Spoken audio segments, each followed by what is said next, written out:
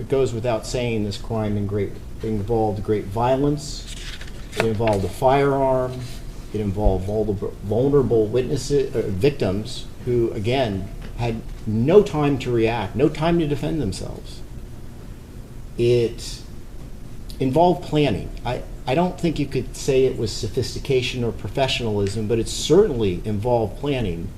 When you load a gun, arm yourself with a gun, drive 10 or 15 minutes to an apartment complex, as we saw on video, his demeanor going up the elevator, his demeanor going down the elevator, that showed planning.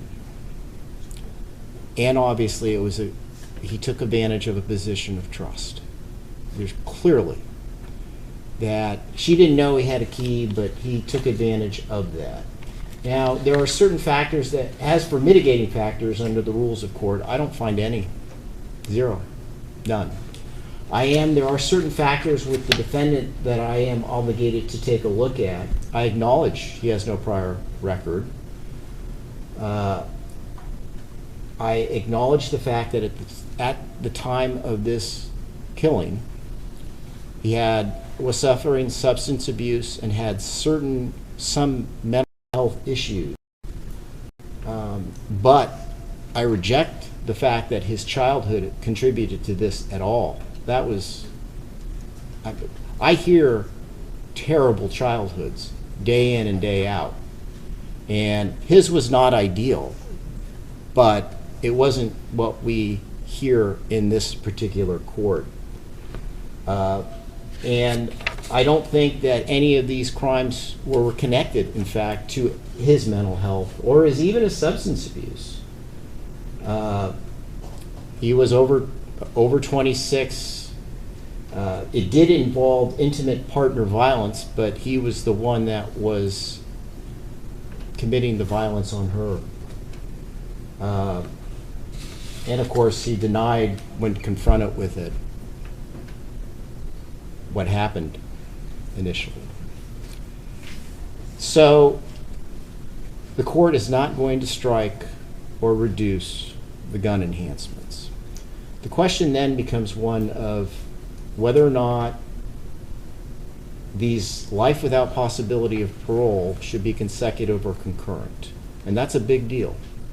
That will, in all likelihood, determine whether or not he dies in prison or out of prison, whether he dies a free man or one who's not. And this is the bottom line on this is I've watched him here during all of this time. He's a very talented actor. He is a very talented actor. When I saw the Scarface videos, it's as if when he committed these crimes, he became that persona of Scarface, of just the cold-blooded killing without remorse. Any tears that he's cried in this courtroom have been for himself. They are not for Ray and Anna. It's just, that's the reality. He fears the consequences, as he should, of his actions. But as he sits here today, I don't know if he's really sorry.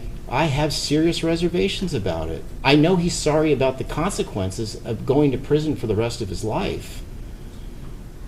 But I can't say that I think he's sorry for having killed these two innocent human beings.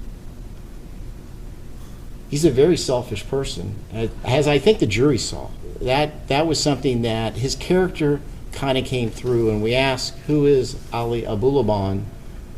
That's who he is. He's somebody that is only thinking about himself, and the idea of killing two innocent people doesn't disturb him. It's chilling. So the bottom line here is he will die in prison. He will never be a free man. He will take his last breath there.